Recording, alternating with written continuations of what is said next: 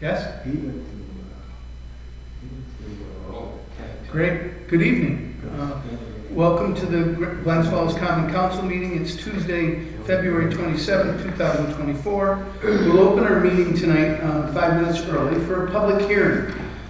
We're proposed local law. The number is to be determined 2024, a local law to amend Chapter 220-6, the zoning code of the City of Glens Falls, to change a zoning district boundary from general commercial GC1 to general commercial district GC2 for the two parcels consisting of 83 and 85 Broad Street in Glens Falls, New York.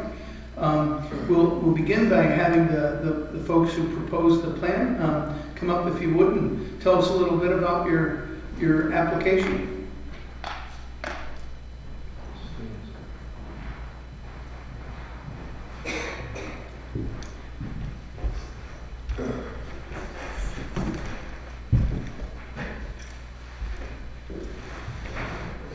Hi. Well, good evening. My name is Jacob Cruikshank. I'm a professional engineer over at EDP.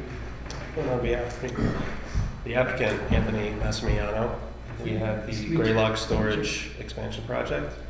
I'm sure you guys have seen all the materials we sent and you know the general idea of what's going on here. So we have 79, 83, and 85 Broad Street. 79 Broad Street currently has an existing storage facility. It is zoned GC2, which has that as an allowable use. 83 and 85 are currently in vacant land and zoned GC1, which does not have self-storage as an allowable use. So our applicant was looking to expand the current storage facility, and in order to do so, we would need to expand the zoning just to 83 and 85 Broad Street as well. I can get into the design. As you can see, this is concept at the moment. Same curb cut entrance, obviously increasing impervious, so there will be stormwater management areas to mitigate any excess flow to the neighboring properties. We will have vegetative buffers all along the side to provide, visual buffer for any neighboring properties as well. There will be no heat or air conditioning in these units, so there's no additional demand for water or sewer. A improvement in the facade of the existing building will happen, as well as to match the overall aesthetic of the site. So I believe that was the general idea of what we're doing here. So if you have anything else to add, otherwise we can open it up to common council. Question. Terrific. Can you show me where that curb cut is? Yeah, it's here today. There is one on other properties, but we don't propose to use it, so it's just going to stay as is. Okay, because is that where you have storage units that are close to the road? What's that? The storage units that you have on the property right now that are close to the road, Containers. that's about where that curb cut is? Yeah, the curb cut currently is right there, yeah. And there's an additional one right there that the chain link fence currently blocks it. But, Okay. As part of the design process, we would consider options to open up that as a entry or egress point. And how many units we have? The plan to be finalized would be to add about 100 to 150 new units. And does that design show us where those new units would be in the back of the property? Is what you're planning? We currently have 4 all around. Obviously, as design progresses, we'll be within the zoning requirements and obtain any variances if that's the case. So this is subject to change. If that's what is recommended, I don't think consolidating lots changes the zoning line It doesn't. itself. What I'm saying is your setbacks for your buildings, some of your buildings are between both lots. Is it the way it's drawn there? Do you see your I property see what you line? mean. See what I'm saying? We would probably have to consolidate. You have to if that's the case, consolidate or all obtain a 3 variance. into one, otherwise you can't have your setbacks, you can't have a building on someone else's lot, even though you live with the same owner. Okay. So we would need a lot line adjustment, Or just, consolidate. consolidation, yeah. There'll be on-site stormwater management? Yep, because it will be over an acre disturbance, so we'll go through the DEC and all the stormwater requirements. And so are the current, is the current lot, or is that the proposed lot on this diagram? On this one, this is the proposed in the color, and this is the existing building of today. Okay. So it's kind of, revitalization of the existing pavement as well as continuing on for circulation. And what kind of storage is like, I believe your building is one kind of storage, but your containers would be different, is that, can you help? Yeah, it's also, as of now, there's a warehouse building that houses document storage in addition to indoor self-storage units. Okay. The container business is separate. Those are portable containers that can be relocated as needed. These buildings that we would be designing would be stationary, drive-up, single-story, not portable. Not portable, not heated or? No. Like, some are called climate control. Right, yeah, these would not be climate controlled. They would What just you be, consider a typical storage unit, is that right? Yeah, Okay. yes. Go ahead. Anybody? Yeah, so on your proposal here, the light green is that where you're talking about storm management? The dark green is just green space, Right. and then the light green is the approximate location of stormwater area. So now you've got all your pods in the front of lining the street, so I'm assuming they're gonna go someplace else, right? On property, since you're gonna have to have storm management up front, right? Well, it really depends. I think the site is pretty flat, but the groundwater table is fairly deep. But So- if you're putting more green space up front, that's where all the pods are right now. So I'm just asking where they're going to go. Are they gonna go on the side, they're gonna go in the back? Stormwater areas? No, So they're the pods. you're the pods. Yeah. Or where are they gonna be moved to? Or you're gonna just work them in wherever? Well, the benefit of pods is they are relocatable. We have Right. other assets, other properties in the portfolio where we can move them to. I think with this, the end state of this property would be to segregate a portion of the property to house some of them. Right. But certainly, we would want to improve the facade, make it more. Right, well, that's my point, Yeah. is Yeah. you're changing the facade of the property by proposing this right now. I'm just wondering where those pods would go based on this rendering, so that was my question. Yeah. So I think part of that is to be designed, Right. Again, having an area Right. that's, For that. for that. Yeah, we can come up with several different scenarios and work with the city to find the best option. Have we received any input from any neighboring properties regarding this? No. No. Okay. I think everybody's so used to being stored mobile, right? That I don't think you're going to get much complaints or concerns, because it's not a completely new use. It's not like there's houses there now that you're taking down to put into this. Before I go, does anybody else have any? How many units did you say you were looking to put in units? So we look at different designs, and part of that is to be designed. We haven't gotten too far down the road on design-wise, but I think 100 to 150 units. And everything will be stored inside those units, in other words. Correct. So there'll be no outside storage for a trailer or a boat or. No, we don't have plans to offer RV or boat Right. storage at this point. I don't think there's, A favorable opinion, And we, advisory opinion. and we set the public hearing at the last meeting, so there's been plenty of notice for people to comment at this point. Yeah, that's correct. Okay.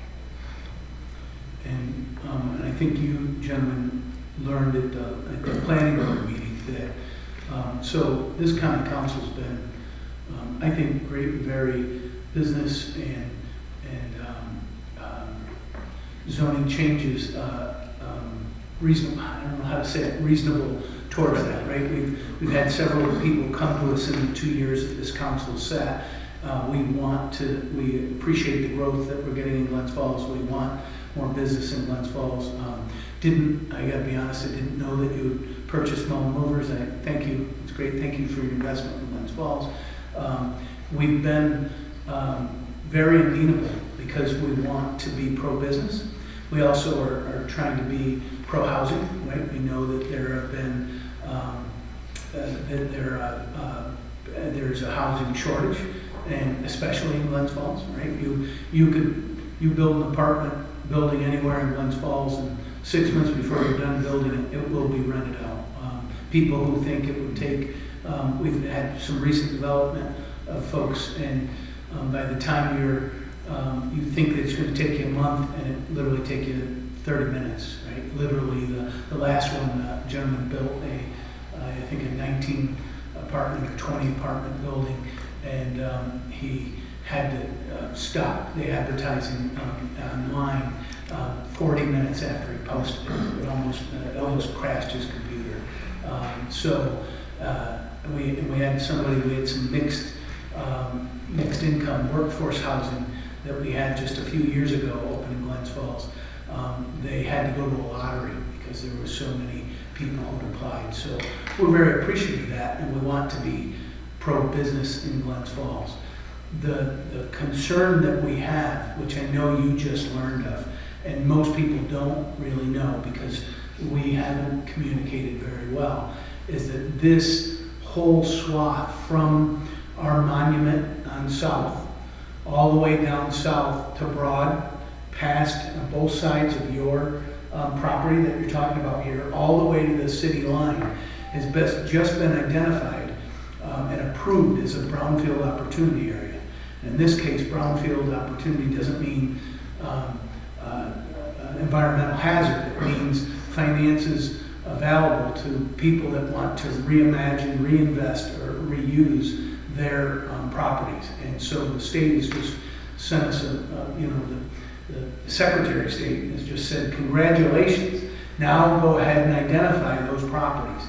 And so when we talked about this at the last Common Council meeting, Councilman Landry said, well, and we have many plans that I'm discovering and reading through most recently that have been built, and one of them was saying we need more storage for more people as we move businesses and people downtown. So on one hand, this plan meets very much an identified need. On another plan, I was alarmed saying, geez, wouldn't they like to do something else with the property? So I'm being honest about what my first thoughts were. And it was also identified by another council member. That council member who couldn't be with us today is saying, I think we should approve no zoning change until we do our comprehensive plan, which we just got a plan to do, or just got a grant to go after. But the BOA is the plan. We have this BOA that's been just approved and green lighted to go to property owners in this area and say, would you like to reimagine, redevelop? We think we can get quite a bit of funding for you. So today what we did is we're having this public hearing. After you gentlemen are done, we're going to open it up to see if there's anybody else who would like to comment. And then we're going to leave the public comment open for 2 weeks. Well, that's what we're going to do. I don't want to say if you don't. We're going to leave it open until the next council meeting. And in that time, I would like to ask you something. You don't have to do this, right? Just because the council, so what we'll do is in 2 weeks, we'll close the public hearing and we'll have a vote. And the council will decide whether to do this. And we do know that we've gotten a positive recommendation from our planning board. And we do know there's some support in both ways. But I'd like to ask you if you would meet with my economic development director to at least understand what the options might be for you as developers, as property developers. I'd like you to look at it. My counsel is very helpful, and she's already started to add up and saying we could only fit three or four apartments, and so it may make it something that you're not interested in. I do understand that your company owns storage units, not just in Glens Falls, but all over. So you may not be interested, but you might be. And we have an industrial park that's empty. So maybe you'd be interested in moving your storage to that industrial park and maybe selling this to a developer or developing it yourself into a great reimagined property. So that's all I'm asking, is that you meet with my economic development director and hear what the options are. I hear the implication from the state Secretary of State is that we have money for people who want to reinvest in Glens Falls. And so I just like you to do that. And I'm not asking anything else, right? You don't have to do this just because we planned this BOA. It was 3 years in the plan. So the BOA actually started before you bought your property or before we sat as a council. It just got approved though, and that's why I'm asking you to at least explore the opportunities and then come back and you can tell us what you found out. Maybe it's not for you. And if not, either way, we'll have a vote on whether to rezone this. It is kind of crazy. We can't figure out. It's been rezoned for whatever that one little sliver to GC2. The only thing it won't allow is storage, right? Yeah, I mean, it was almost like somebody said, we don't mind storage anywhere in the place, but not that one property. Right. It was done in 1971, I think, 72. And nobody around today can tell us why. So that's where we're at. Here we are. Yeah, so here we are. Yeah. Okay? And Sounds good. yeah, 83 and 85 are actually undersized lots. When you look at the requirements, GC2 requires 100 feet width, requires 10,000 square feet. Your lots are 50 by 315.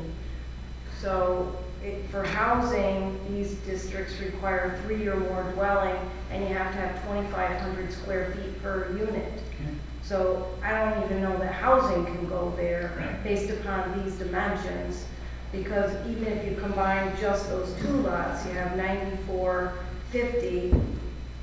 3 would be 7,500, but you can have 60% lot coverage, so that wouldn't work either, I don't think. Right. So you've got undersized lots to begin with in the.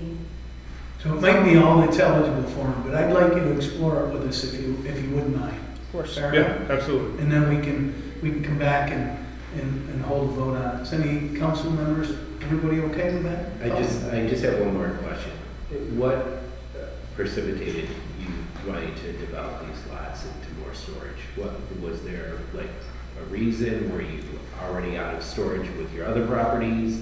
Did you see a need in the marketplace for here? Because it seems like every available big lot has storage units on it here or are being built. So I'm just wondering where you're seeing this or what you saw to start this process. Sure. I mean, so we look at every property as though it's a standalone asset. And, we're capitalists and, Right. want to maximize the revenue, maximize the value of the property. So we see an opportunity in Glens Falls. We really like this location. And yeah, the demand is there to support the expansion. We've done feasibility analyses of the property. So I think there's a feasible case there. So there's a feasibility of once you build 100 to 150 units that they'll be taken up. Sufficient demand to support that. Okay. So it's not just housing we need in Glens Falls, it's storage units too. Yep. Right? Yeah. Yep. And might I add that last planning meeting, we had someone come up and show us the overall vision of what your intentions are for this area. Changing the use from GC1 to GC2, they're about the same with the exception of self-storage. It still allows for your vision, if 10, 15 years down the road, he does sell an expanse elsewhere, to put up a medical park or whatever that area was intended for. Right. So it's still, It won't- it's not gonna changing it from start it out. GC2 to GC1, Right. vice versa, isn't gonna get in the way. Yep. Thank you. Anybody? No further questions? Hey, thank you for coming. Thank you. Thank you. Thanks for your Do you want me to time. leave this up here for now? Or? No, please take it down just because I think we've got another presentation, and then maybe public who didn't want to throw anything this way. But I don't want to. Hey, thank you. Appreciate it. Thank you. Peter, do we have any comment online? Is there anybody else from the public that would like to address the local law amendment? And not hearing any, I will keep this public comment period open until our next common council meeting. Okay?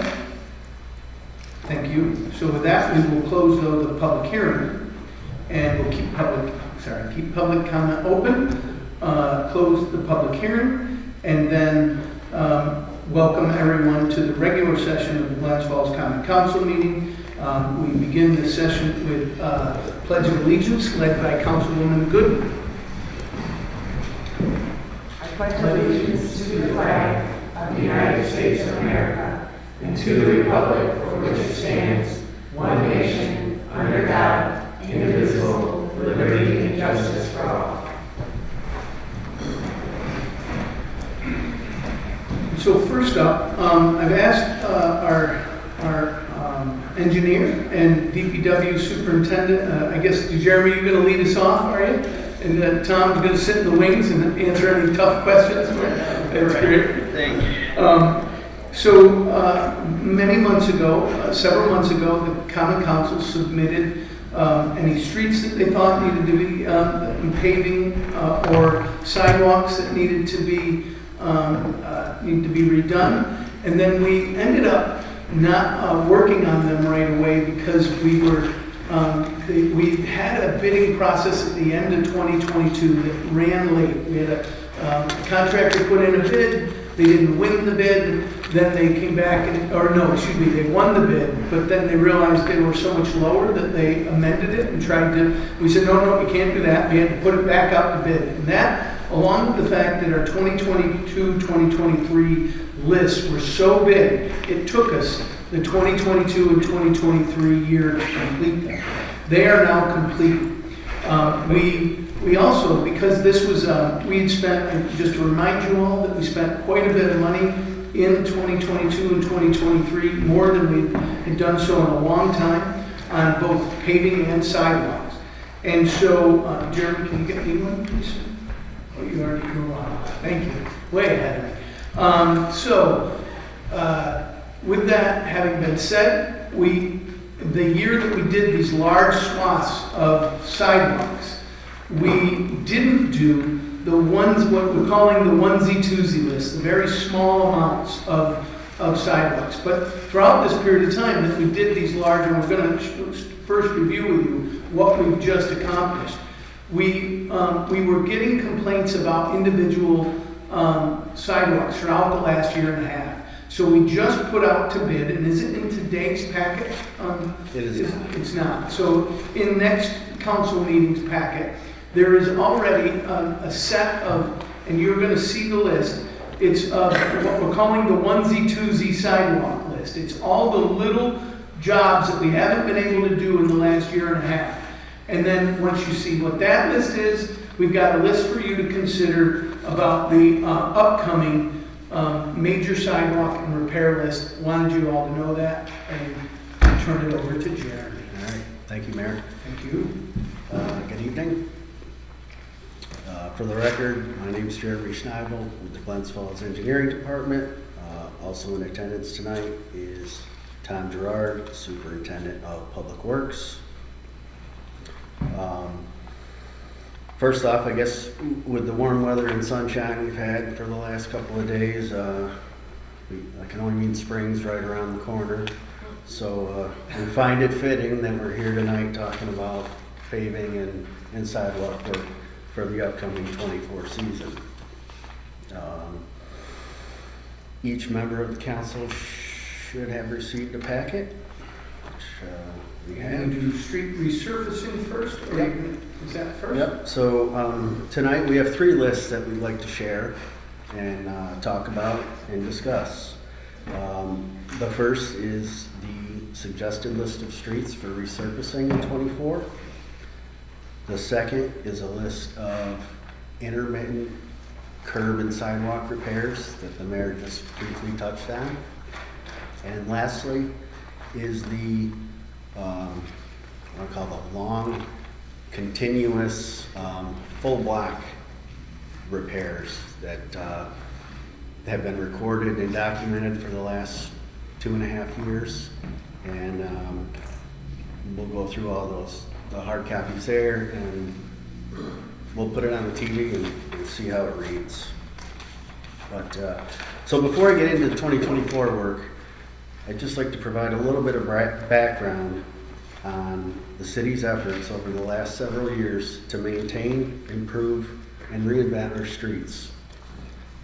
I tend to think of these street improvements in two categories. One being capital improvement projects, often referred to as a transportation project. And then secondly, what I like, annual street maintenance or routine maintenance that's part of our work each year. So examples of the capital improvement projects that we've completed. This is going back a few years, but Dix Avenue, we went ahead and new pavement, new sidewalk, new curbs there. The Murray Street connector, Glens Falls connector, we did some bike lanes, some bridges over the Feeder Canal, and also that was supplemented with new curbs, new sidewalks, and other treatments. In the spring of '24, hopefully within the next month, we'll be resuming the DRI streetscaping work. That work also includes new curb, sidewalks, resurfacing of portions of Elm Street, Exchange Street, and Park Street. And then lastly, a little bit later this year, we have the Webster Avenue Pavement Preservation Project. This again will also include new curbs, sidewalks, and resurfacing from Glen Street to Bay Street. Slow down a second. Excuse me. So that's a little background on, I'm sorry. Now let me get to part two, the category of routine annual street maintenance. And this is where the city's resurfacing program and sidewalk repair program comes in, which is what we'd like to focus on tonight. Just a quick glance back, during the 22 and 23 paving seasons, the city paved between 22 and 25 streets in each of those years. This results in approximately 13,000 tons of blacktop newly installed. And a different visual, the way I like to look at that is you can look at 650 dump trucks lined up. So that's in a 2-year span. So we think we're doing good there. So for 2024, the city is again aiming to resurface. Before you go on to 2024, so does Sure. anybody have any, you've seen the 2022 list and the 2023 list, line through means that they're done. So 1.1 million in 2022 and 817,000 in 2023. Does anybody have any questions about those before Jeremy goes into 2024? So there's. This all came from our CHIPS funding. Yes. It did, yes. The city's annual street paving and sidewalk repair programs are all funded by 100% reimbursable New York State DOT monies. Some of this would be also, though, a few streets, or, well, actually, no, in the street paving, you're not using CDG money. Correct. So it's all chips. Yes. For the paving. Yep. Any questions thus far? All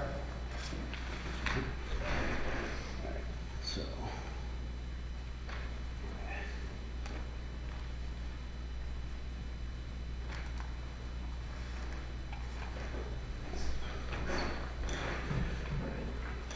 Okay. So here is a proposed list of streets that was put together through a combination of constituent calls, recommendations from DPW, requests from the council, and a host of others. Calls to the clerk's office, calls to the mayor's office, and we've been documenting those requests for the last 2.5 years. Some of them we've been able to take care of to this point. Others, they're still on the list, and we have not forgotten about them. And I think on this particular list, there's a few things to consider. Here you see them broken down by streets by ward. You'll see, I think I have a couple streets in Ward 2 that actually belong in Ward 3, with the redistrict lines threw me off, but we'll get that squared away. So in the notes section, there's, when we pick these streets, there's other known projects going on throughout the city. There's curb and sidewalk work that we're proposing, and we need to coordinate all that work. A big one, National Grid gas. We know that there's propensity there to show up after while the blacktop is still hot. So we're trying to work with National Grid, we're trying to coordinate all these efforts. And that's just some of the things that go into managing these lists, aside from need. So does anybody have any questions on the 24 list? We're looking for input, we're looking for comments and feedback. Sure. Jeremy, if I could. In the 24 list for the second ward, we have listed Sagamore Street from Hunter to Dix Avenue.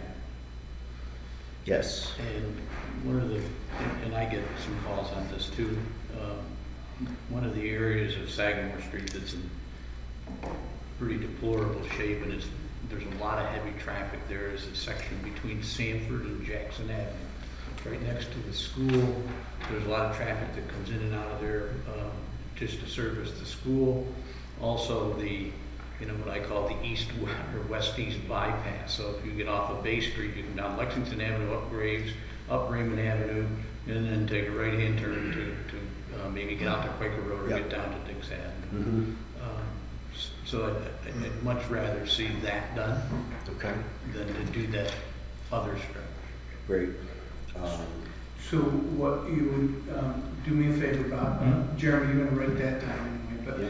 so what we'd like to do is give you guys, say, 2 weeks, and just tell Jeremy, as you look at this, if you see a street that you think is in better need, just let him know, and know that he's estimated the length's about the same. So if you ask for a street that is double the length, he might have to remove 2 other streets so that he can fit it all in. But or also he can reach back out to you and say, hey, we disagree, this road is much worse, and have that conversation with you. Fair enough? Yep. Is that good? And then if whatever changes, we're hoping that come back in 2 weeks and say, this is a list that you guys agree on. We don't have any favorite streets, so if you really do think it, we'll go out, check it out, we agree with you, we'll say it, and then we can negotiate that. Tom, you wanted to say something else? And remember also that there's projects that have to be done still. That intersection you're talking about right now, there's some need for storm and storage report there. So we might say no to that, and not say no, but tell you about that, and then you guys can decide. Fair enough? All right. Yeah, I can speak from experience in that, because when we did Mohegan Street, we had to go extra deep because of it being truck traffic, so that took like 2 streets away from the board with us before councilman. And then Western, or Thomas, when that was an atrocious mess for several years until we were able to get all the work done underneath that road. So but it's well worth the wait, because it is so much better now. So just be cognizant of that. It's but if you see something that needs it more, then certainly Is this the pot of money in this 868,000 that we have to play with? Is that, or is that just an estimate? It's a pot of money from the street surfacing, yes, that's what. So we gotta work within that pot of money. Yeah. It's an estimate at this point, and, you know, they're all based on estimated unit pricing, which we won't really know until we receive bids. It's a lot like the budget that we just talked about with recreation. It's an estimate, and we actually have, there's some money left because between sidewalks, and he knows how much CHIPS money we have, and he needs to leave a little because. For contingencies and other. Contingencies and stuff, so it's the, yes, go ahead. But So- everything, sorry. I'm done, go. So everything on this list though right now has made the list and will happen, is that correct? Assuming that the bids when they come in, Yeah. you know, these estimates are within reason. If they're not, then we'll have to, you know, nip and tuck a few Yeah, things. if you come in at 1.2 million for this, you might need to come back to us and say, we need to cut a street out of every ward or something. Yeah. And then he would, but yes, that is the intention. This is what they think with your input on the far side is what we have enough money to do. You can now take a couple weeks and talk about what your desires are, Bob, and keep doing that so that we can learn. And then in 2 weeks, whatever list you guys come up with, that's what we'll put out to bid, and we'll give it a shot. And that's minus our DRI street saving project and the pavement preservation project. That's separate, but that's a separate pot. of Right, money. the green lines are going to be resurfaced this year, but under different contracts. So, my question on Park Street is, that street gets opened up all the time. I mean, it's like a patchwork, it's like a quilt right now. I mean, are we sure everything underneath that street right now is taken care of? Because I would hate to see us lay new pavement down and do the streetscaping, and all of a sudden have someone come in and rip it up. No, I understand. Unfortunately, there's no crystal ball. I mean, we Well, have. we've talked to National Grid. We speak with them routinely, and, you know, I mean, we can't foresee a broken water main Right. or a sewer pipe or something like that. We can't foresee that, but there are projects. yeah. And And there's actually National Grid work that's gonna take place on the hospital end of Park Street that they're gonna get in there first thing this spring, do their work before we come through. okay, with the- that's what I wanted to know. Yeah, so I mean, we do coordinate those efforts, but sometimes it's, And part of that quote was 14 Hudson, brand new building. Right, right. Park Theater, 16-foot or so, great. Park, Park and out. Park and Out. right? Another, when DRI is done and National Grid is done, again, there's no crystal ball, but I think, We've pretty much developed. there's not a lot more digging that can be. Right, Well, yeah. and you're not even talking about the 1.2 that's not part of this, there's a 1.4 million that we've already approved. We're digging up and separating storm and sewer water down now. We started that in the fall, and we gotta finish that before this work is done. That's So right. that's not even on this list. Right. But, so that's another reason why we think we're ready to do it all. Or we will be ready when we're done, because we're separating out, that's one of our biggest storm and sewer water, and you've already approved that money. So, yes. By the time we're done and they're all done, there should be a new sewer line from Park all the way to, Right. No, I hate investing all this money. Yeah. Again, you can't foresee a water main or Yeah. some sort of break, but you can foresee a project being done.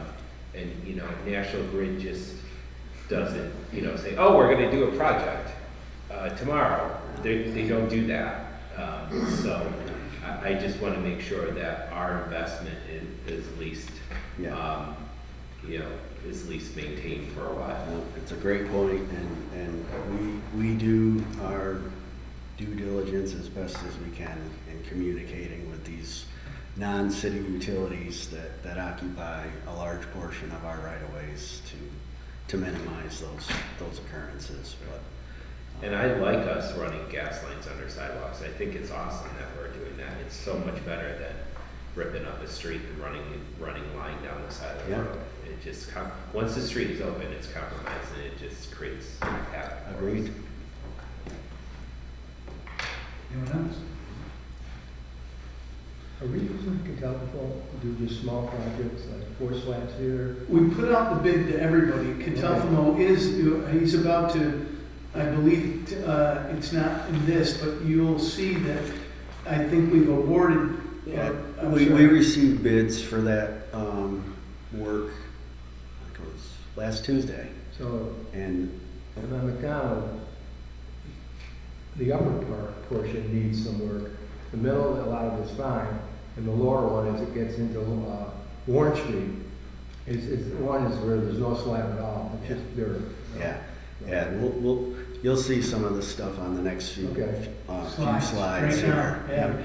Yeah, you're stealing his thunder. He's No. about to tell you all that he's doing, man. So, Jeremy, I just one more question here, and Tom, you guys, we've done an assessment, we've driven around and looked at, we're just not willy-nilly picking streets. There's been an assessment done, you guys have looked at these to say, yeah, these are in rough shape, we need to do something with these, so it's just, Yep, so the lists are generated from calls, complaints, requests, and then they're validated by either Public Works or myself or another able body.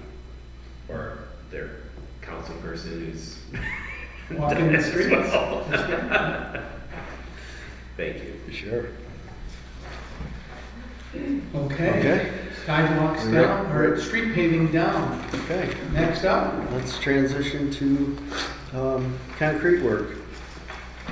So just again, real quick, to recap the 2022 and 2023 work, which actually spanned one contract, as the mayor mentioned earlier.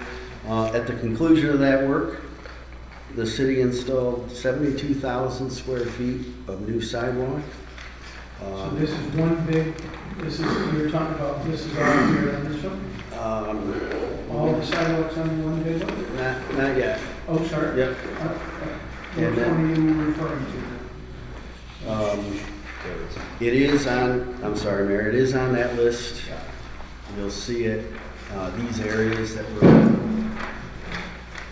were repaired are in the red text with the strike-throughs. So those areas represent some of these stats. And the total cost of that work reached nearly $2 million. So this, What'd you say? the total For 22, 20, for 22, 23, curb, sidewalk, curb ramps, and driveway aprons, that total contract value ended up being close to $2 million. all right, and then you're talking about adding another 1.1 million to this? Yes. Is that one, so you're talking over $3.1 million in 3 years. Yep.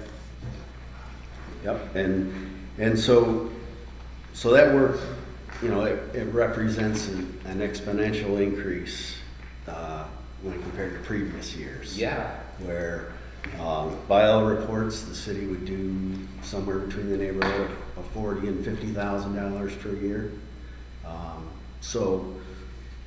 And that could be attributed to a couple of things. Primarily, DOT has increased our allocations, starting 2 or 3 years ago. Right around COVID, so Yeah. really pumping money to us. So with that extra funding, we've been able to, explore different avenues, different strategies to do some of this work. And part of that strategy is not just doing 2 or 3 panels here and there. We're doing blocks at a time, and I'll expand on that in just a few minutes. one other bit that is, we found that the CDG money prior to when Ed was here, he had been storing some money for the rainy day, and we were repairing sidewalks as absolutely needed, but he would literally, one of the funny stories, which if you knew Ed was so true, that he would, if you said that you wanted, he'd go and measure the 2 or 3 panels of the sidewalk. And He did that on South Street. Yeah. We were looking at South Street. Yeah. He actually got out there with his little wheel and was rolling down the South Street. So It was as incredible. Pat Dowd was hired to do this, one of the things that the state had requested of us is that we spend down the money that had been allocated and carried over. And so of that is some of this too. That's correct. That's why you only have $800,000 in this year's budget for paving. And how much in sidewalk is this? We're around $1 million. Around $1 million. So it's not everything it was in the last couple of years, but it's still significantly higher than anything that existed when you were in government. Jim. Yeah. Yep. So, yep. And so I guess now we'll put up that, the shorter list. That one that Jim's got. That is the list that was included in what I'm calling the intermittent or spot repair bid. So this is the onesies, twosies, and a lot of this, Ed, you'll see that is identified. It's the one with the orange at the top and the orange at the bottom. This is the onesies, twosies that we're gonna put out the contract right away, or no, we have put out the contract, excuse me, that we wanted, these are the ones that we've been getting complaints on, and Ed, many of the ones you identified, you'll find here on this list. Right. And so they're not big swaths of sidewalk, they're a patch here, a patch there. Yeah. I mean, and when we say patch, I mean, that can be anywhere from 20 feet of walk to 100 feet, depending on, the evaluations of DPW and what they felt was worthwhile to do while we were there. So, You'll notice it looks like, when you first look at it, that there's more streets in some than others, but you can't, it's not about that. We're trying to find similar amounts of money, spend equal money in each thing, but, the patch might be really big in Ward 2, Bob, so you're not getting ripped off. It's just a matter of that Ed had more smaller patches in the first ward. I just want you to know that Jeremy and Tom have been asked to literally try to decide how much we have and divide it up equally. And then we also, you'll see in the bigger list, right, is some CDG money. yes. So this list here is primarily generated from calls to DPW, like repeated calls. They're damage due to tree roots. They're safety concerns that have been coming in for 2 years. So while we were doing our big work in 22, 23, we didn't get to these. So we want to get to them now, first part of this year. So if I can just add, these were, like you said, they were columns. These are the ones you do to the tree. And we continue to get calls, and we were putting them on a list, and we said, you're next on the list, you're next on the list. Then 2022, 23, we went to the big list and ignored these. So these have been sitting there for 3 years. So Ed, the rest of the council, please be patient with Jeremy on this list, because if you don't see your one that you asked for on this list, we might have incorporated it into the bigger list. Yeah. And going to do a longer stretch than just a couple paths. We went out and looked at it, and we said, there's no sense of doing 36 for Ella Avenue. We might as well do from 14 to 48 because it needs to be done. So we incorporated some of the smaller lists into the big list, and Yeah, Jeremy, good question. So the areas that are highlighted in green, Yes. those are areas that were scheduled for last year, but they will be done this year? Though the lines on the big, up here, the other list, So that's a different list, but I think I That's guess. a different list, yep. We're So looking this at is the, one-offs. yeah, these are the one-offs. I'm not looking at. And then we'll talk about this bigger list in just a second. Okay. Okay. Anybody have any questions about those one-offs though, before he goes away from them? Everybody okay with that? I think you'll find a lot of your, Yes. a lot of your neighborhood complaints that we haven't been able to address in the last 2 years. Right. There. Yeah, so I guess I can start on the bottom of this list. That we'll have it has a little key.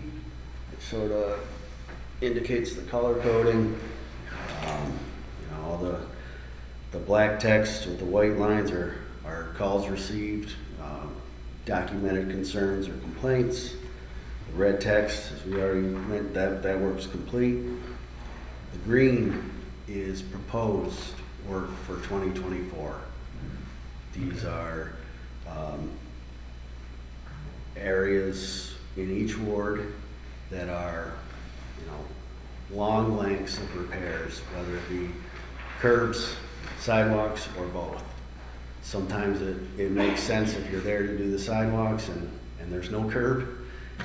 It makes sense to do the curb while you're there.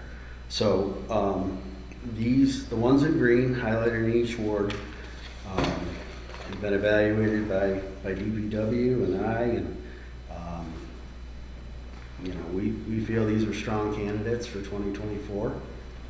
But we'd welcome comments on any other ideas or suggestions. So the same thing, we'll give you the 2 weeks, Bob, you see in your ward specifically, there's 2 streets more than, right? So we did all the ones in red last year.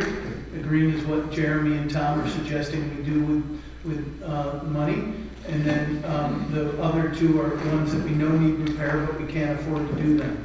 You're welcome to go look at it yourself, and if you think that, geez, that street that's not on Jackson Avenue is more important, email them or call them up and say, I think so, and then they might be able to tell you, hey, we got another project that makes that not wise to do this year, or no problem, and they might have to pull part of one of the other streets off to fit it, but that will take your guys' thoughts. Yeah. And Councilman Downey, you'll see on this list, the one you're looking at, has that section of Maple Street, or McDonald Street that you're talking about, from the bike trail to Warren Street. We agree, that's in need of some help. And I think Councilman Landry, we've got... Doesn't look like $1.1 million worth of work, does it? It doesn't, but they're long stretches. They're long stretches. And I'd like to make this point too, that, with the intermittent list, there's 45 work sites on that list. And through discussions with contractors, and it's been confirmed by the last few bid prices that have come in, the smaller the areas, the more there are, and the more they're spread out throughout the city is going to drive the costs way up. It's mobilization. It's total mobilization. And you're spreading manpower, Yeah. materials, equipment over the whole city instead of One street just goes right down. So you'll see that was a big factor in the lines that got highlighted green. Not only are they in proximity to one another, but Sagamore Street to Jackson, I think, is near a school. La Rose is by the high school. We have some Goodwin Avenue and Holman that's been on the list for years. So we put a lot of thought into this, and we hope that after your review and comment that we can finalize this list and be ready to hit the ground running come, I would say spring thaw, but I don't know if there's going to be one. Is everything needed for Goodwin on track so that we can do it this year? Yeah, there are, I think Barbara LaJudas has some preliminary drawings ready for that work. We'll need to meet with the property owners and get them on board, and then we can get with Karen and get those easements drafted up. Well, we actually have the first draft of the easements, but their attorneys might want changes, and we do have So, Chris, he's now agreed, but, we also know by the time we meet again, but, they go, yes, but, right? But at this point, we got the engineering work, and the plan is to do it, and everybody's aware of it. We will have to help them with some additional parking spaces from the folks that own the district. But that's where we're all speed ahead. Great. I just want to thank you for your efforts, Tom, and, we've been, when you look at the streets, the last 2 years and this year, you're looking at over $2,850,000 plus the $3.1 million. I mean, that's $6 million in 3 years between sidewalks and roads. That's incredible for a city of 4 square miles. And you guys should be commended for that. And the citizens should really know that their dollars are being invested in our infrastructure to create better and safer streets and sidewalks for them. It's amazing. I just applaud this group of people here and the previous council because that's when it started. And we really need to trumpet this because this is it's amazing it's a lot of work, so thank you. Yes. Thank you. Great. Anything else? Please, if you had some, so great, I echo that, great job, good work, thank you. I know public speaking is not exactly your forte, so I appreciate it. He's awful, you got the water bottle, that's good. That's the trick.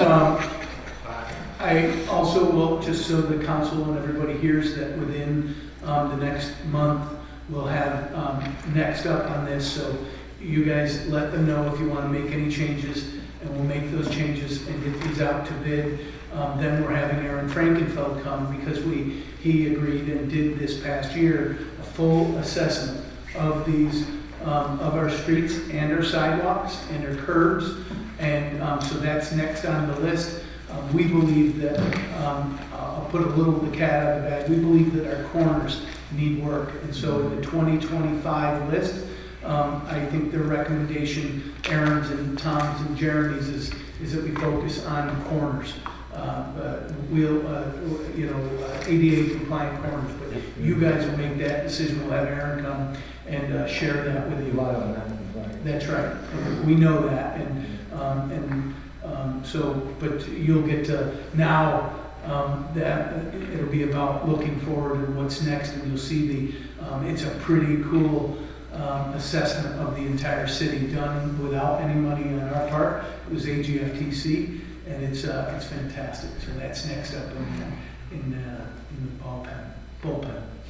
When's the drop dead of if a council member has feedback, when do you need to know to? Ideally, I think we'd like, it can be a discussion at the next council meeting, but, the sooner, if you want to get with Tom or I, before then, that would be. The goal would be if you can have these conversations about them in the next couple of weeks, that would be great, so they can start the bid process. Right, so that's critical. We want to get that started soon because we're going to be. That's right. Right, so. The spring looked, I saw them cleaning the street cleaner out today, which was amazing at 8:30 on my way into work, so, yeah. But if at the conclusion of the first March meeting, if we can get the list finalized for the big sidewalk list and the street paving, we can get those bid out immediately and perhaps sooner than we ever have, so. The sooner the better, because if we have another spring, Right. municipality's going to Yeah, follow the same right, thing. yeah, absolutely. Great. Thank you. Thank you. Are you gonna be here for that? Bill? What's that? Are you gonna be here for that? No, I don't need to be. We're good. You guys did, Figure it out. weigh in on the streets. We're good. Okay, that would be it. Let's see. Any further? Let's see. Now we'll open the council meeting to public comment. If anybody would like to address the common council, please come to the microphone, tell us your name and address, and we'd love to hear from you. My name is Kate Roos. I live in Glens Falls.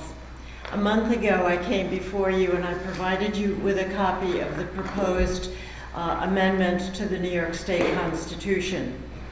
2 weeks ago, I came to you hoping that you would have had time to study it and that we would have a unanimous resolution in favor of it. That didn't happen. I don't give up. I'm back.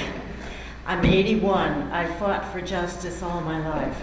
I'm not giving up. You refer to this as hometown USA. Who wouldn't want to live in hometown USA?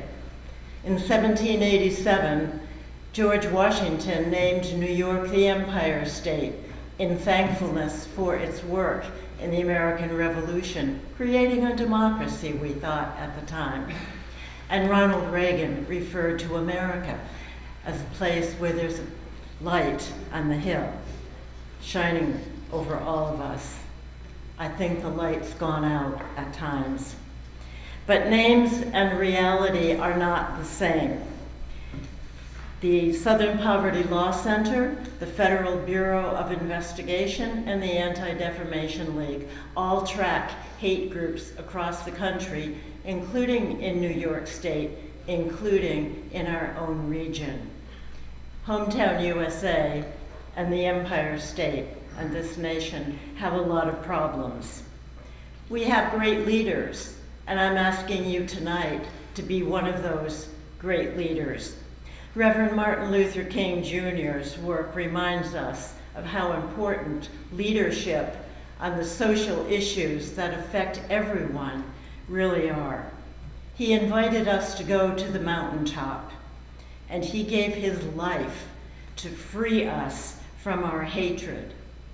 We may have a compass or a GPS on our hands these days, but alas, many of us have yet to find the mountaintop, much less the trail. Time is running out, and it's important that we open our eyes and our hearts, and that's where you come in. Your leadership is more than administration of regulations and ordinances and comprehensive reviews of the city. We need leaders. We need you who can inspire us to do better, to do the right thing, and to work together on hard issues right here in hometown USA. I'm asking you tonight to encourage us with your leadership. Dare us to make a difference and show us how to be better people. You already know what I believe. You've heard it lots of times. In the coming weeks leading up to the vote on the Equal Rights Amendment in November, I want to know what you believe. In 1938, we passed a constitutional amendment in New York. It protected people from discrimination based on race, color, creed, or religion. We have a lot of work to do. We're much fuller as human beings than that. The proposed amendment will protect us from discrimination based on ethnicity, national origin, age, disability, and sex or gender identity. In other words, we have a lot of characteristics that deserve to be treated with respect as human beings. I believe there is a hill outside this chamber with a beacon of light on it. I believe that the trail to the mountaintop has room for all of us.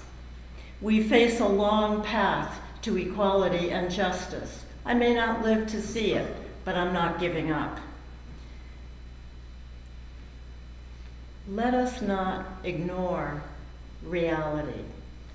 Let us be leaders together for the world. The time is now. We are not at the mountaintop yet, but we are on our way. Please come and join us. Thank you.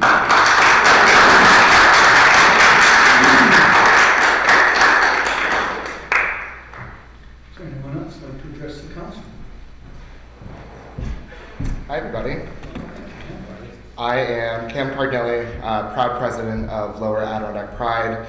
And tonight I'm here to formally request the City of Glens Falls to fly a pride flag in front of City Hall during the month of June. This is something that we've been requesting for over a year, and the city has seemed very reluctant to do so. Raising the pride flag means giving voice to all human experiences. It represents the diverse citizens and individuals right here in our community and behind me today. Let's take a look at our neighboring towns, cities, and counties that have embodied this initiative, along with state and federal government. What kind of city do we want to shape here? Do we want one that thrives, where everyone has the chance to succeed? Don't we all want economic development, lower unemployment, people moving to our beautiful city, and new businesses opening? Don't we all just want to see this city flourish? How do we plan to achieve that? Certainly not by excluding folks. By displaying the pride flag, we embrace inclusivity, creating a welcoming environment that attracts diverse talent and innovation that fosters the birth of new ideas. It stands as an inviting hub where people from all walks of life come together, contributing their unique perspectives and shaping the vibrant tapestry of our community. This isn't just an emotional appeal. Here are some facts. According to the LGBTQIA+ Chamber of Commerce in 2017 alone, its 900 plus members created 33,000 jobs and contributed over $1.7 trillion to the US economy. Now that isn't just 1 year, and that was almost a decade ago. The movement has continued to grow. Increasing tourism, business, and population growth are natural outcomes of embracing diversity. In response to this situation, we turned to the community. We circulated a letter of support for individuals to sign, and within just a couple of days, we've garnered over 300 signatures. I'll pass this letter out when I've completed my remarks. I want to point out to you one signature in particular of an individual who opted to remain anonymous for their own safety. That should make you feel an overwhelming sense of urgency and empower you to wholeheartedly support our critical request. And I quote, "Closeted and afraid, hoping my city will support me." We are relying on you, our elected officials, who have committed yourselves to serving every single member of our community. As your constituents, we have reasonable expectations that you will consider all of us and uphold the trust we have placed in you by making the right decision. Thank you. I will pass this on.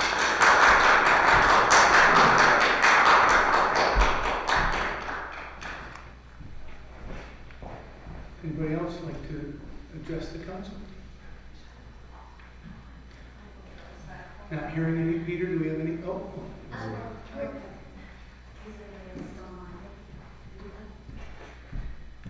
Thank you, Mayor and Council. Claudia Bramer, regular constituent and resident of Glens Falls. I'm happy to be here tonight to support both of those causes. I really hope that you will consider taking them up and passing resolutions for both of them. They're great ways to express the hope of the city, our welcoming nature, and the diversity that we embrace here in Glens Falls and hometown USA. And, you know, if the governor of New York can light up the Capitol with pride flags and colors during the month of June, I think that we certainly can as well. Thank you, guys. Have a good night.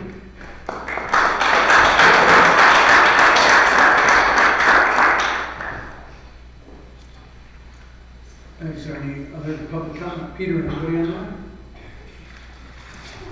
Move to voice, committee reports. Councilman Clark. I have no report. Councilman Dunning. No, you threw me a curve. Say again? You threw me a curve. I did. All right. Jeff left me, so. I got you. So, Bob, you want to go ahead and then we'll come back to that? I have a report. Diane? I'm sorry, Councilwoman. Yes, I have two reports. The Recreation Committee met a couple weeks ago to finalize our proposed final ARPA spending. I think we reported before, but our new plans include, we've already done the courts at most of our parks, and we have allocated money for the fields at Murray Street. Now we want to work on the field houses and the bathrooms at all of the parks. We had a request from some of the youth in Glens Falls to include a wall at Murray Street where people can practice lacrosse and other sports, and we're going to include that as well. And then there's some money in there for a dog park and also for the tennis and swim club. So our goal is to meet, we're going to be meeting again on Friday, and our goal is to start working on the bids for this. Right now we have an estimated budget, but we won't know for sure until the bids come in. So that's what we're doing there. Sadly, there's not going to be fire and ice this year, most likely, as we've discussed. There is not ice. This is the first year that we have not been able to do it. It's kind of sad the pond never froze, so I don't know what that means about the state of our winters. But that's where that is. And then for building and codes, piggybacking off of that, we haven't had a lot of snow this year, but we have been working on snow removal ordinance. We have on our agenda tonight to set a public hearing for that, and that will basically give us some recourse for property owners who fail to remove the snow after adequate notice and opportunity to do so. We will now be able to have a subcontractor clean up the snow and then bill that property owner. And if they fail to pay that bill, that money will be added to their taxes. So that there's a public hearing for that local law that we are setting tonight, and we'll have that public hearing next council meeting. Building and codes will be meeting again on March 20th. Thank you. Councilwoman Good. And back to you, Councilman Donahue. You're not getting back to me. Okay, Dr. Flagg did a great job on February 20th. He was always running in high gear, so he did a great job in the Senate report. But the points he made are Clean Energy Community 3.0 update, Climate Smart Community Grant follow-up on finishing up, landfill solar projects updated on NIPA RFP, and the Smart Farm update, raise that goal. He also mentioned that he would prefer to have department heads to work on climate action plans, and grants are available for these plans. And the transit hub, the CTA, bus plans, I can't even my own reading.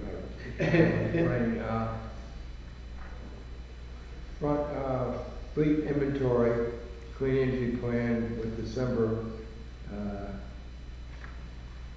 We're on actually, Jeff said we're pretty good, but there's things that have to be done in the next couple of months that are advantageous to us.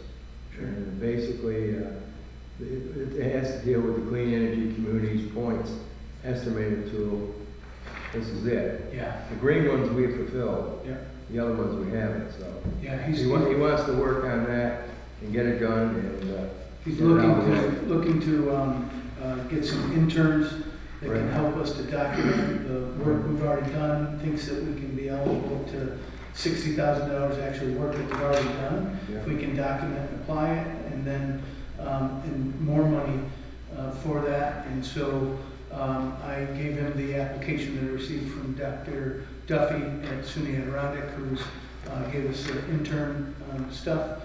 There actually is money, a grant that would pay like 3/4 of the salary of the intern. And he doesn't think that we really need to put it out to. It's not enough to put it out to bid. It's just a matter of doing the work, to filling out the applications, and they actually give money for internships to do it. So we're going to move forward with that. Thank you. okay. Yeah, just so the rest of the council knows that the sustainability committee was supportive of that, because I think we'll have to put a little bit of money in towards this intern, but it'll be well worth it to get the additional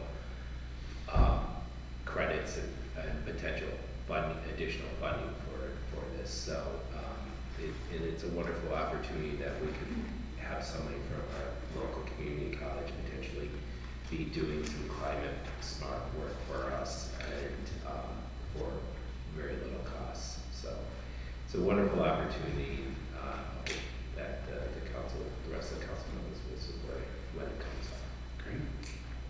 Thank you. So under voice vote, we have one resolution. A resolution to approve the minutes of the February 13th, 2024 meeting of Glens Falls Common Council. Do we have a motion to approve? So moved. Second. All in favor? Aye. Thank you very much. Under roll call vote, does the council have anything on the roll call vote they would like to pull for discussion? I just have a question there. Sure. On number 4, so that was budgeted, that's not our money. To fix that fire truck. To fix the fire truck is budgeted money. To buy the new fire truck No, you're was the ARPA money. That's a very good price if it'll last 5 to 7 years, because Yeah. what it says in the resolution, what's actually gonna be done goes far beyond that. They found a lot of problems with it, so. That's great. Yeah. Yeah. Any other thoughts, questions about that? Not hearing any, we'll go to roll call vote. Number 2 is a resolution to request a public hearing on Tuesday, March 12th, 2024 at 7:25 p.m. for proposed local law, number to be determined, 2024, to discuss proposed amendments to Chapter 189, Streets and Sidewalks, Part 3, Snow and Ice, Article 14, Article 14, sorry, I got to work on my Roman numeral edition. 14, removal, to authorize the city clerk to take all actions necessary to publish notice of the hearing in regard to the proposed local law as attached. 3 is a resolution to approve City of Glens Falls Community Development Manual payments in the amount of $11,487.72, including payments that reimburse the expenses of not-for-profits for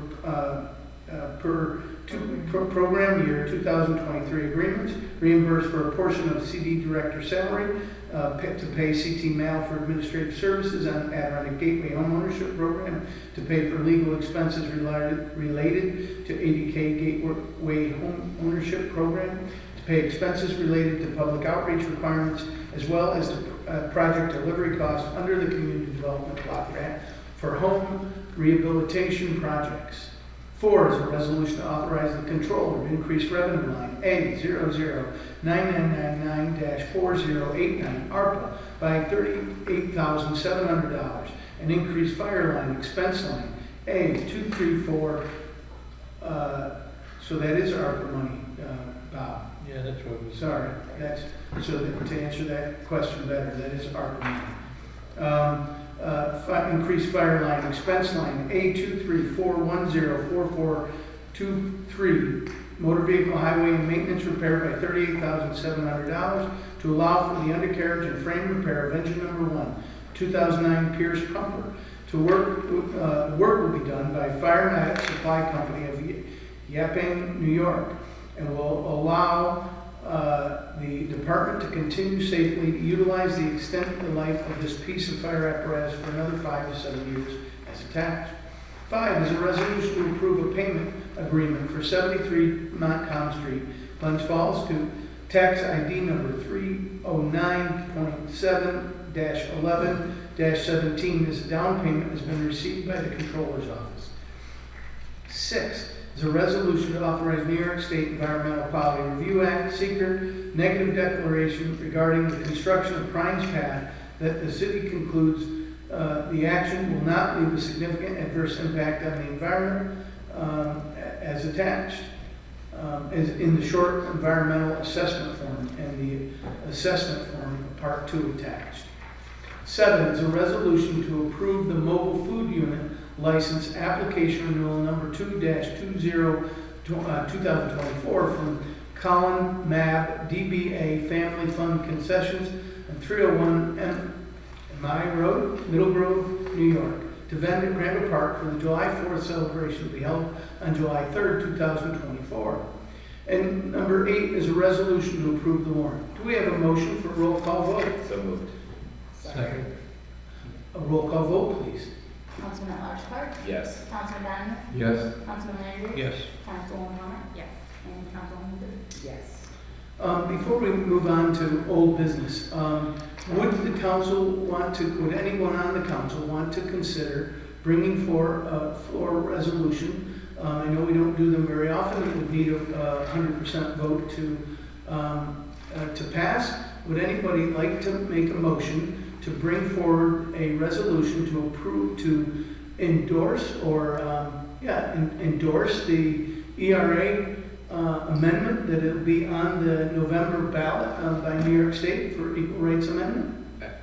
I just would like to say that I made the comment previously that Councilwoman Palmer wasn't here, and I thought it was important vote that all council members be here to support this. I don't think there isn't anyone on this council right now that wouldn't, but it would be unfair to not have somebody here. And I know you're not gonna be here next time, but you're not voting. That's correct. So I would like to see it on the agenda for the next council meeting, and I would hope all the council members will be here. That way we all can vote and support it. That's just my feeling. I don't know about anybody else. I would want to extend the same courtesy to Councilman Lapham that we did to Councilman Palmer. So if somebody feels differently, it's, you know. So somebody could make a motion, we could approve it now, or we could, Councilman Clark is making the suggestion that I put this actually on the roll call vote as an agenda item to endorse that resolution. Does anybody have any objection for me to do that? No, that's right. Okay, thank you, I will. And as far as the other request that was made to us, Mr. Cardinal is correct that I have been reluctant. I have been aware of several lawsuits that are made to council. We do not, on our flagpoles, we only have the state flag and the U.S. flag, and I was in process of, so I completely support the gay LGBT and the Pride movement, and will actually rearranged a Old Friends weekend that I have so that I could attend this year and speak on behalf of the city of Glens Falls because I was invited. So I'm all for it.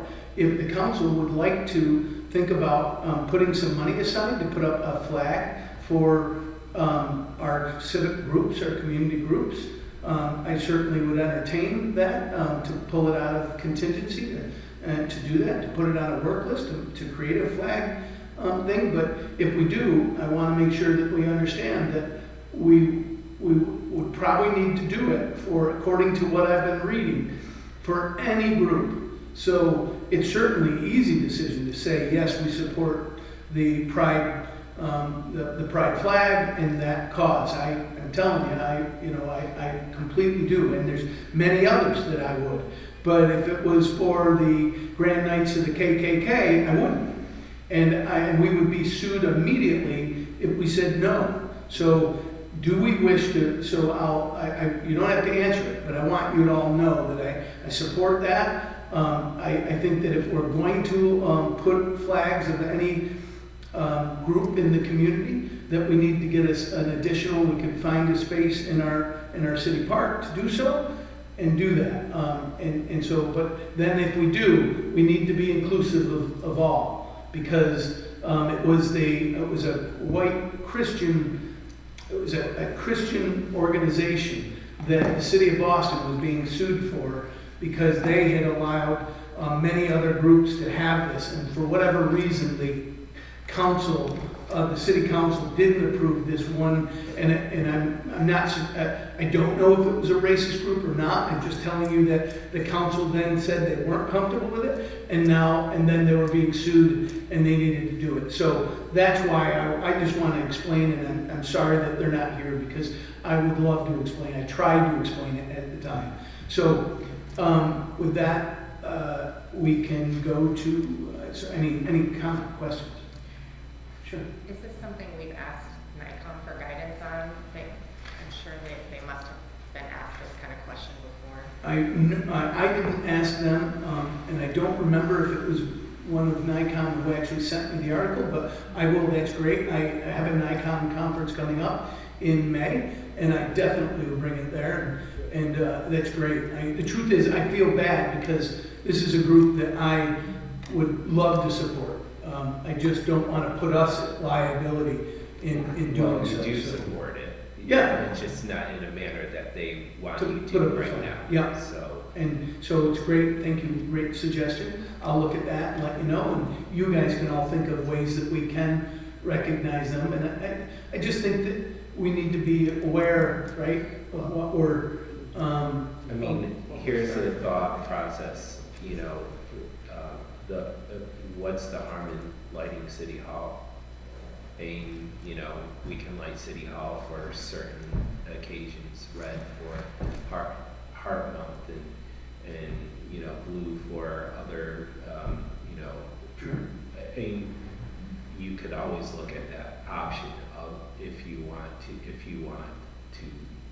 show, if we want to show support to that cause, or to any other cause, you know. The green was for for military or something like that. I mean, there are, what you're talking about, have we ever lit them? Like, 'cause I think we didn't know have, to be had honest the- with you, but I know like the hospital lights their building up for certain months of, for their Causes, to show our causes. support of causes. So it might be something to look at in a way that, you know, shows support, but it doesn't do it in a, you know, doesn't do it in a manner that Places is in yeah, jeopardy. potentially in Yeah. legal situation. Yeah. It's worth looking into. Absolutely. Great. Having no further question, I think we're going to old business. Councilman Clark. Yeah, I know we approved the seeker, and I would hate to have Chris sit here just looking pretty. If he wants to come and sort of talk a little bit about the project, I think that might be. Sure. We haven't heard from the, go ahead, Chris, you want to come up and talk to us about, no? I was just here in case there were questions on the Prime's Path project. Pat asked us to be here, barring none, you know, when you get the answer you want, Yeah, don't stop say talking, anything. right? Yeah, so it was good. It'll go out, be advertised tomorrow. I think we have 4 weeks before bids come back, and then we're hopeful that it'll be like a short construction project, and then you'll have a new amenity for Prime's Island. So what's the potential timeframe? Just I think we said it's going to be 30 days from tomorrow, which is the 28th, so March 28th. Allow a week for review, and depending on the contractor and the review process, how quickly they might be able to mobilize and execute. You know, it's not a complex project, so hopefully we'll. This season, maybe? Yeah, oh yeah, absolutely. So the idea is this spring, and maybe it's ready before, you know, the summers. That'll be awesome with Yeah. the new bridge, Yeah. pedestrian bridges and that trail. You know, that's going to be awesome. And then our bike lane and then all of the work that we're going to be doing at Murray Street. I mean, it's just I'll just say this: is the amount of sidewalk work that you have done is pretty significant, because we're working in Troy, Ballston Spa, City of Albany, City of Saratoga Springs on ADA transition plans, right? And the complaint is there's no resources to make the repairs, the remedies, and you guys are making significant investments. And as I was listening, I know that's going on here, that you're doing your own ADA plan, and you want to make sure that those improvements align with the priorities that are outlined in the ADA plan. So that's the whole purpose of the ADA plan, is to identify, you know, impediments and then prioritize those improvements. And so make sure you just one last look at that before you make your final call on your sidewalk improvements. So, but good luck. Absolutely. Nice one. Yeah, we actually have to send photos of all the sidewalks to the state showing compliance, or they won't give you the money. Oh, terrific. So but still, we haven't done enough. I mean, Yeah, it's and our corners are ADA compliant corners. the improvement schedules that we're sharing with those communities are 20 and 30 years to make all the repairs, right? Yeah, That's just you should come to when Aaron Frankenfeld does, it's impressive. Our streets and our sidewalks are really good. They're in the top 2 of a 1 to 5 scale. 70% of our streets and our sidewalks are in compliance or That's great. above. But that's not the case for our corners. So there is the corners probably the curbs probably need to be the focus of the next couple of years. Yeah. Also, just so everybody knows, Chris and I met about the comprehensive plan. We still haven't gotten our Contract. the contract yet, but we're already starting to talk about that. And I think that we should have some subcommittees as part of that comprehensive plan that make sure that the ADA compliance is a piece of that, the parking is a piece of it, obviously zoning, wants to be a piece of it. So, we're just waiting to get that contract. And I also will reach out to you to ask you who you want on that comprehensive plan committee. And I, now with all the reading I've done, make sure that we have a couple members of the planning board and the zoning board will all be part of it, be one big party. So Chris and I had lunch to talk about that this week. You got a lot of work in front of you. Thanks. What about not Crandall Park, but Heaven's Cove? I know you've done some. Well, that was a little complementary project to that, the Prine's Path. We had shared a concept plan, and I know it's just waiting on cities interest and commitment of funds to make those things. I don't know where that sits with respect to the city. It's coming next to you. Yeah, so no, it's just nice. We figured while we had him here, I might as well whack him a couple of times on some things. So Yeah. It's always good to see you. Next step with that, Thanks, Jim. next step would be council and then public input of the plan that you present for us. Yeah, okay. And it looks like we've got a commitment from the state to up to $2 million, and the total of the plan was close to 3.5. I don't Remember that off the top of your head? No, I don't. It's, it's a little more than that. So, but anyway, that's where we're at with that. So thank you for that work and sticking that work into this project for us. You got it. So, thank you. Have a good night. On the comprehensive plan, you said a little while before the contract, which contract do you mean? So what happens is they tell you that they get The DOS awards you money, and then you have to sign a contract with the state. Oh, okay, so, are we planning to go out to bid for a consultant for this, once we sign that contract? I think you're obligated to do that, yep. Yeah, but they have to tell us, so all they do is say to you, we're gonna give you the grant, and then they haven't sent us it's a formal agreement saying exactly what. That's about another month or month and a half out. So we can't put it out to bid until we get that. And then we go out to bid, and then we should start getting our groups together, and then it will have to go out to bid. I wonder if we should form our committee so that committee can look at the bids that come in to select the consultant. Yeah, one of the things we haven't had this conversation with any, just from the outside looking in,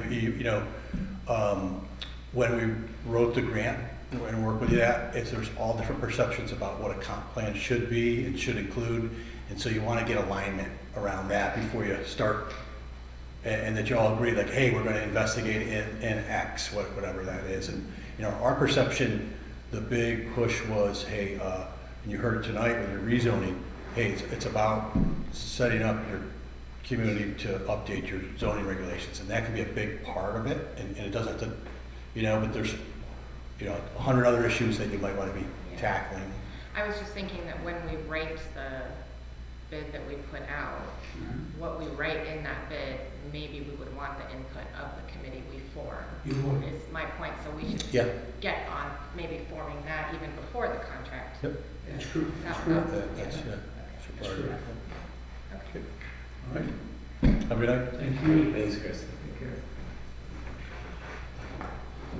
I have no more business. Sorry. Old business, Councilman Donnie. Nothing. Councilman Land. Just one thing, Mayor, only because I went down there to buy a fishing license the other day. We had set some money aside to do some improvements at the city clerk's office. Just was curious where that kind of sat. Yeah, well, it's on the DPW's list of work. Yep. Thanks. You're welcome. Yeah, it's still there in the ARPA thing, and we know we're gonna use it, but it's a lot of work. That's it. Yep. Councilwoman Palmer. I have no old business. Councilwoman Goodman, sorry, I'm reading down my list here. It's okay. No old business? No. New business, Councilman Clark. I have no new business. Councilman Donnie? Shut it off. No, all right, well done. All right, Councilman Gentry. Going. Just a couple things. Tom Gerard said that tonight, and you had mentioned it as well. I thought I was seeing things this morning when I saw a street sweeper, or yesterday morning, I can't remember. But it's nice to see that the DPW is keeping the downtown up. We've also got basketball coming. We've got a lot of activity with hockey, so I'm glad all the efforts they put into it.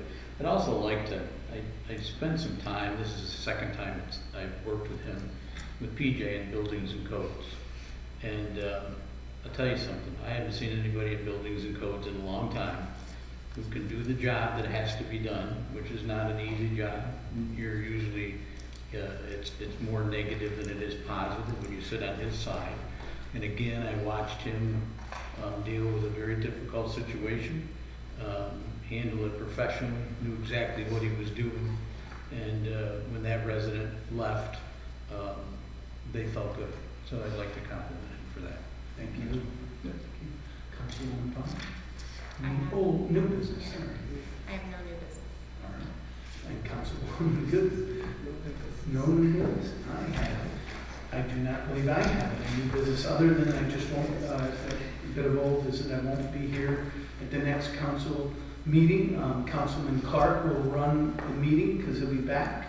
And there is the one day on March 10th that Councilman Donahue is going to be the mayor, and I've heard that we might take over Queensberry while I'm gone, and that's great. Full support.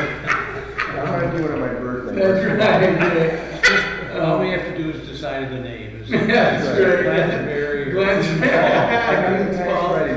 That's great. All right. Let's see, not hearing any public comment. Any public comment out on the computer land? Yes. Yes?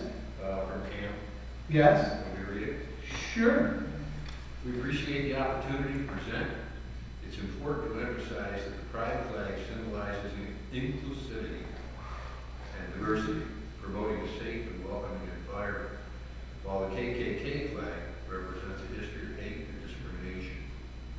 Our goal is unity and understanding on behalf of the Lower Adirondack Pride. We appreciate the opportunity. Oh, that's awesome.